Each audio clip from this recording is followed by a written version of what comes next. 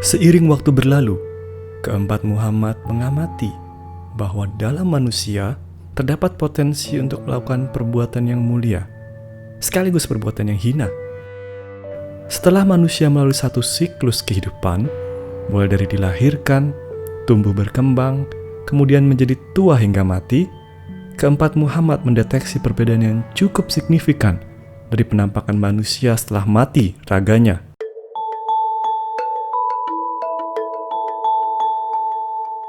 Wujud manusia yang sering melakukan perbuatan mulia memiliki komposisi materi yang lebih murni dan indah dibandingkan dengan mereka yang lebih sering melakukan perbuatan hina.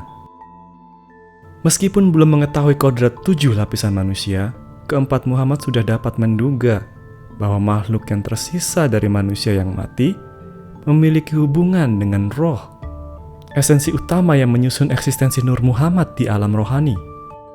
Mereka pun akhirnya menyebut makhluk tersebut sebagai roh manusia.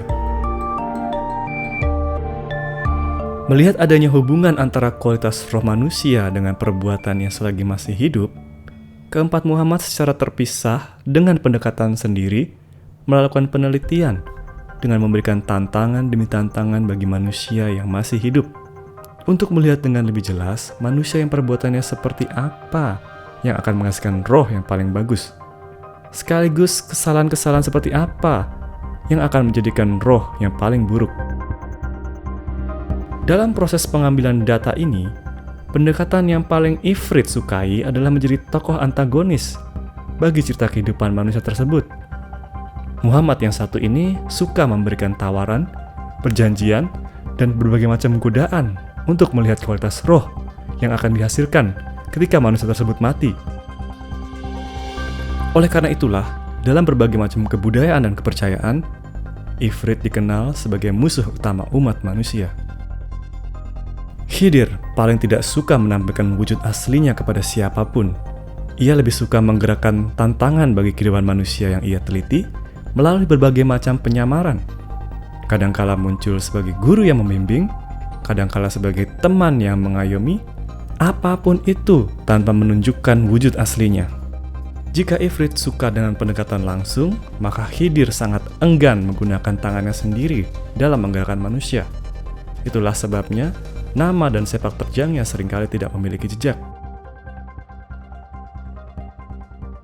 Di antara sekian banyak pendekatan yang digunakan Adam, yang paling berbeda dengan Muhammad lainnya adalah bahwa ia beberapa kali turun sendiri, menyamar sebagai manusia yang memiliki kelebihan, agar dapat menggerakkan dunia ke arah yang ia butuhkan.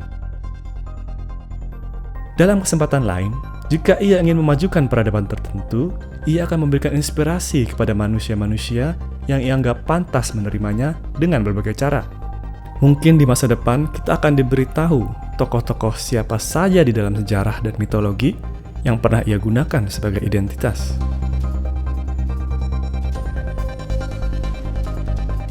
Eva merupakan Muhammad yang paling acak metodenya. Ia sama sekali tidak memiliki modus tertentu yang disukai, sehingga paling sulit diprediksi jika dibandingkan dengan Muhammad yang lain. Dalam usahanya meneliti manusia dengan kualitas terbaik, Eva beberapa kali menciptakan manusia tanpa adanya hubungan seksual sebagaimana lumrahnya.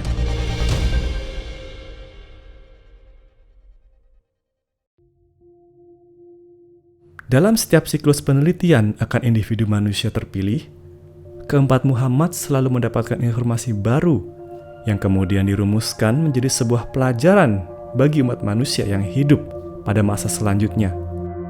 Kemudian untuk melihat efektivitas ajaran tersebut jika diterapkan kepada masyarakat umum, mereka mengambil manusia-manusia pilihan yang kemudian mereka proses semenjak di dalam kandungan, bayi, anak-anak, remaja, ataupun menjelang dewasa untuk bisa menyampaikan pelajaran-pelajaran tersebut kepada manusia lain yang masih hidup. Apapun hasilnya, informasi yang dikumpulkan akan menjadi bahan bagi penelitian selanjutnya.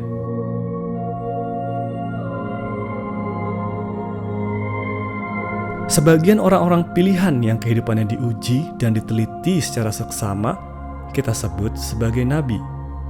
Sebagian orang-orang pilihan yang digunakan sebagai penyampai rumusan pembelajaran tersebut kepada masyarakatnya, kita sebut sebagai rasul.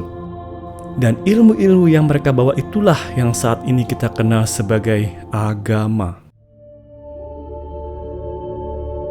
Semua usaha tersebut dilakukan keempat Muhammad agar setiap individu manusia yang terus-menerus dilahirkan hari demi hari dapat mengedepankan sifat kemuliaannya daripada kejelekannya, atau yang Muhammad sebut sebagai sifat setannya.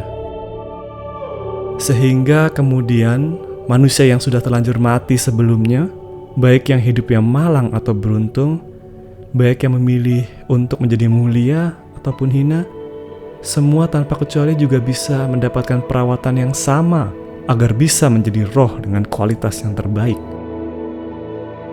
Mereka berempat sangat mengharapkan dengan menjadi roh yang tersuci, semua anak-anak mereka dapat merasakan kenikmatan yang begitu besar yang ada di alam rohani milik Sang Maha Pengasih. Kalaupun tidak bisa, minimal mereka bisa mewujudkan tiruan alam rohani di alam nyata ini. Sayangnya, selama masih ada sifat setan dalam diri manusia yang tidak bisa dikendalikan, hal ini tidak akan mungkin terwujud.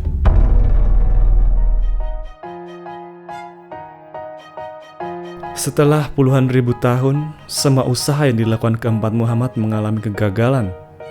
Bahkan, Yang Maha Pemberi Petunjuk telah menegaskan bahwa semua petunjuk yang diberikan kepada mereka sudah lengkap. Padahal, tidak satu pun anak-anak mereka mampu mencapai standar yang cukup tinggi di hadapan Allah. Ifrit, Khidir, Adam dan Eva pun menyerah. Mereka mengakui bahwa disinilah letak batasan kemampuan mereka sebagai makhluk. Mereka berempat melepaskan tangan mereka dari perkembangan dunia dan berkumpul bersama untuk sujud kepada Allah agar berkenan memberikan pertolongan. Setelah hampir 1000 tahun keempat Muhammad bersujud, Yang Maha Penyayang akhirnya memberikan jawaban.